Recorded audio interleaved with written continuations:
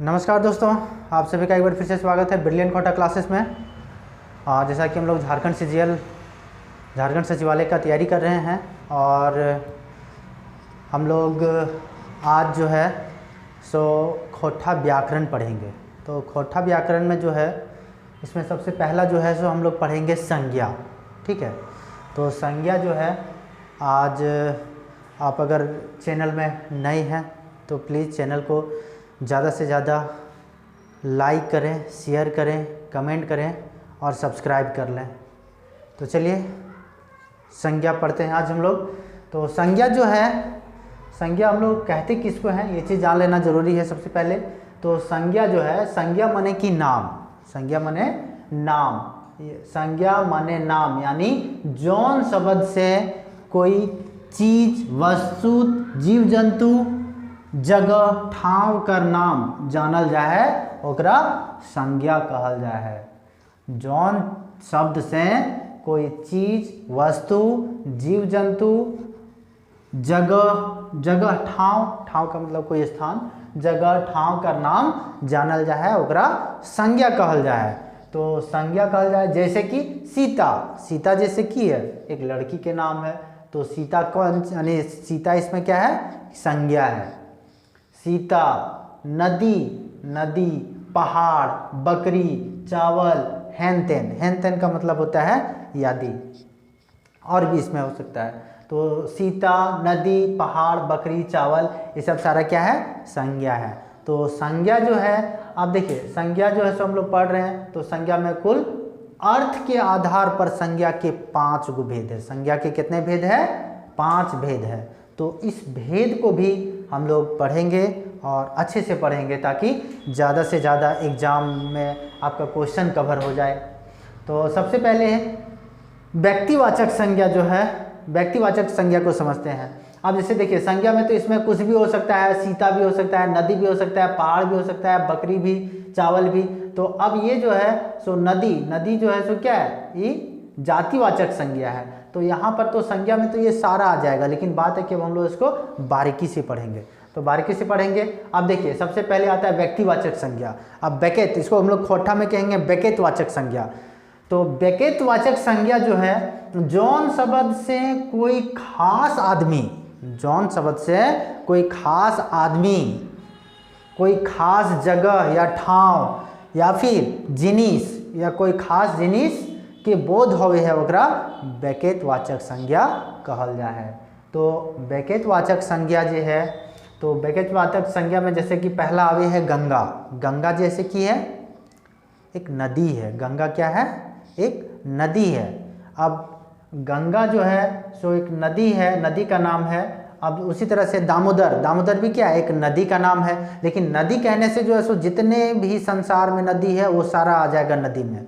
तो ये जो है सो नदी हो गया आपका जातिवाचक संज्ञा, यानी जातिवाचक संज्ञा। लेकिन वहीं गंगा या फिर दामोदर, स्वर्णरेखा, खरकई, ये सब सारा जो सो क्या हो गया, व्यक्तिवाचक संज्ञा हो गया, यानी बेकेतवाचक संज्ञा। हिंदी में व्यक्तिवाचक संज्ञा इसको कहते हैं, बेकेतवाचक संज्ञा को हिंदी में व्यक्तिवाचक संज्ञा कहते हैं।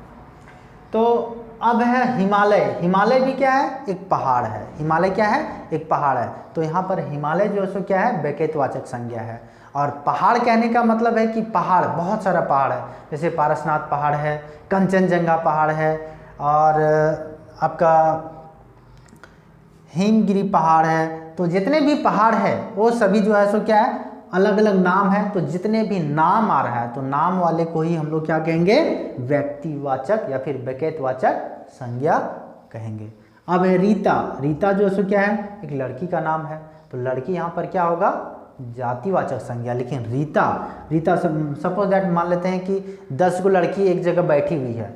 अब उसमें से हम रीता जैसे ही बोलेंगे तो उस 10 लड़की में जिसका भी नाम रीता होगा वो खुद ब खुद हमारे पास चल करके आ जाएगी। तो रीता कहने का मतलब है कि ये बेकेतवाचक संज्ञा है। तो रीता यानी कि जो उस 10 लड़की में से जिसका नाम रीता होगा सिर्फ वही आएगी। लेकिन लड़की कहने का मतलब है कि कोई भी लड़की आ सकती है। तो यहाँ लड़की हो जाएगा जातिवाचक संज्ञा और रीता आपका हो गया बेकेतवाचक संज्ञा। अब पटना कहने का मतलब है कि पटना जो सो क्या है, एक शहर है। पटना क्या है, एक शहर है। और साथ ही साथ पटना क्या है, राजधानी भी है, राजधानी। तो राजधानी कहने का मतलब हो गया जितना भी राज्य है, जितने भी राज्य हैं उनका कहीं ना कहीं एक राजधानी है। तो पटना भी जो सो क्या राजधानी कहने का मतलब है राज्य, जितने भी राज्य उसके सभी राजधानी। और पटना कहने का मतलब है सिर्फ बिहार की राजधानी। तो पटना जो है सो क्या हो गया, एक खास हो गया, कोई खास शहर हो गया, कोई खास राजधानी हो गया। तो ये जो है सो आपका व्यक्तिवाचक संज्ञा कहलाएगा। और भी इसमें हैन तेन, हैन तेन का मतलब होता है इत्यादि, और भी इसमें है, और भी बहुत कुछ हो सकता है।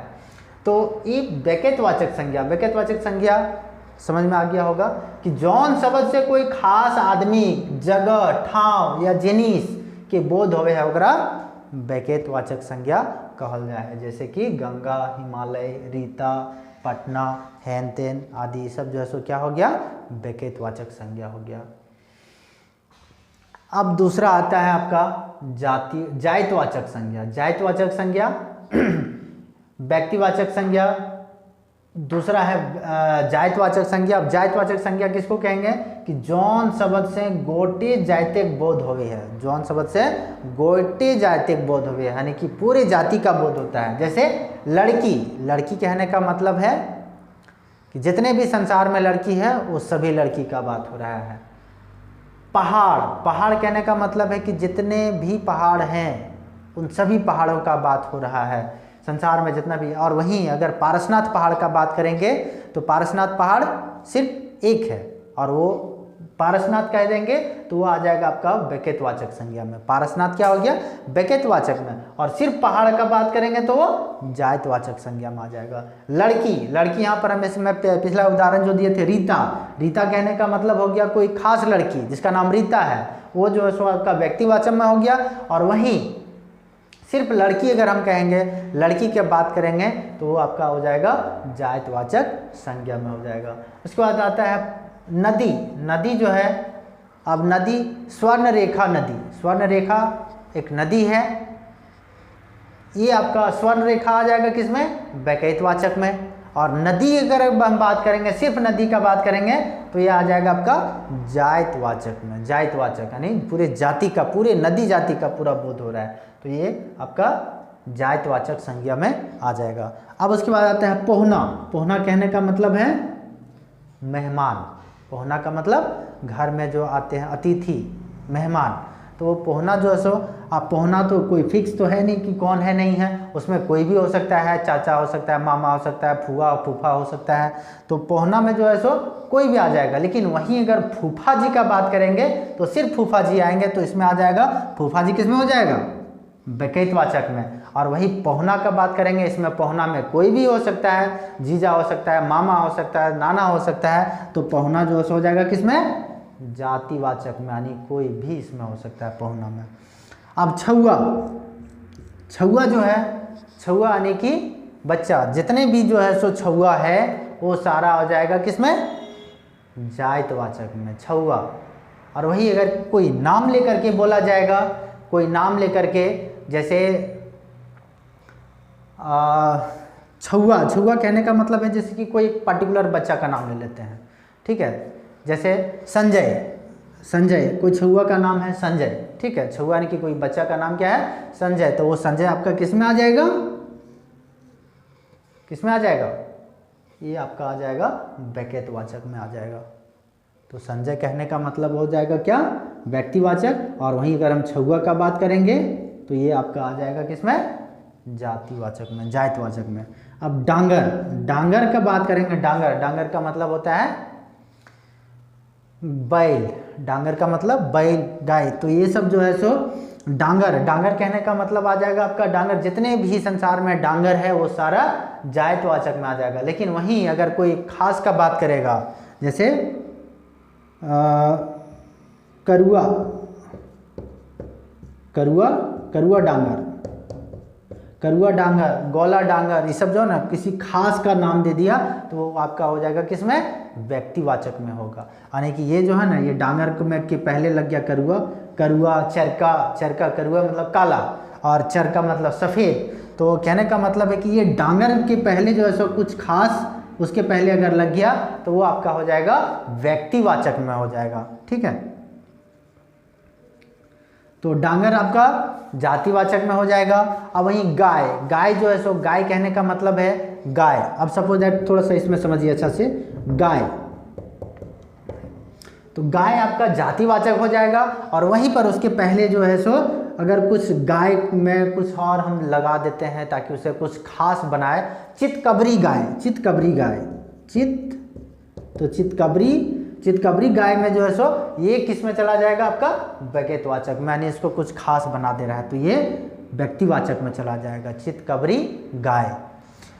तो ये आपका, और एक चीज़ और है जैसे कुत्ता, कुत्ता कहने का मतलब है कि कोई जो है सो कुत्ता जितने भी संसार में कुत्ता है वो सारा आपका आ जाएगा जायतवाचक संज्ञा में। तो जायतवाचक संज्ञा में अब वहीं उसका किसी का नाम दे दिया, ठीक है, शेरू डॉग तो मतलब जितने भी शेरू नाम का कुत्ता होगा वो सारा आपका व्यक्तिवाचक में आ जाएगा। कुत्ता का नाम दे दिया तो वहीं आपका हो गया व्यक्तिवाचक संज्ञा में। तो ये था आपका जातिवाचक संज्ञा। अब आता है आपका तीसरा जो है सो तीसरा जो सो गौठवाचक को कहते हैं हिंदी में समूहवाचक। तो गौठवाचक को हम लोग क्या कहेंगे, समूहवाचक। तो जौन शब्द से यानी कि जिस शब्द से गौठ यानी समूह के बोध हुए है, जिस शब्द से गौठ या फिर गौठ को ही हम लोग समूह कहते हैं, गौठ के बोध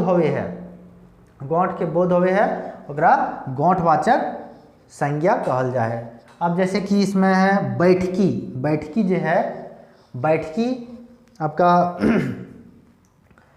बैठकी में बहुत सारे लोग इकट्ठा रहते हैं। बैठकी में जो सो 10, 15, 20, 25, 100 की संख्या में हो सकता है। तो बैठकी जो है सो क्या हो जाएगा, ये गौठवाचक संज्ञा है, गौठवाचक संज्ञा है।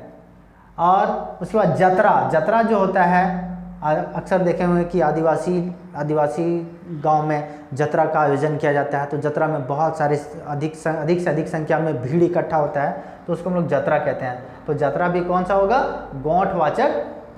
गौठवाचक संज्ञा होगा, गौठवाचक संज्ञा।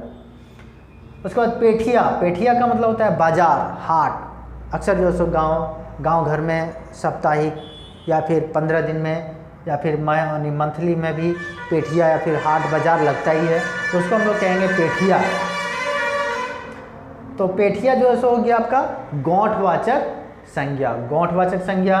और उसके बाद बरियात यानी कि शादी ब्याह में लड़का के तरफ से जो है सो लड़की के ब्याहने के लिए जो जाता है बरियात, तो बरियात भी जो है सो 100, 150, 200 की संख्या में जाता है। तो उसमें भी भीड़ इकट्ठा ही रहता है।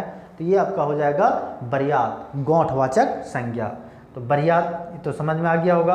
अब उसके बाद है मेला में भी जो है क्या होगा, गौठवाचक संज्ञा होगा। मेला हो गया, हेन आदि, यानी कि जितने भी ये सैनिक भी जो है सो क्या होगा, इसमें सैनिक आपका ये भी गौठवाचक संज्ञा होगा, क्योंकि ये लोग भी जो है सो सेना कहने का मतलब है कि पूरे समूह में।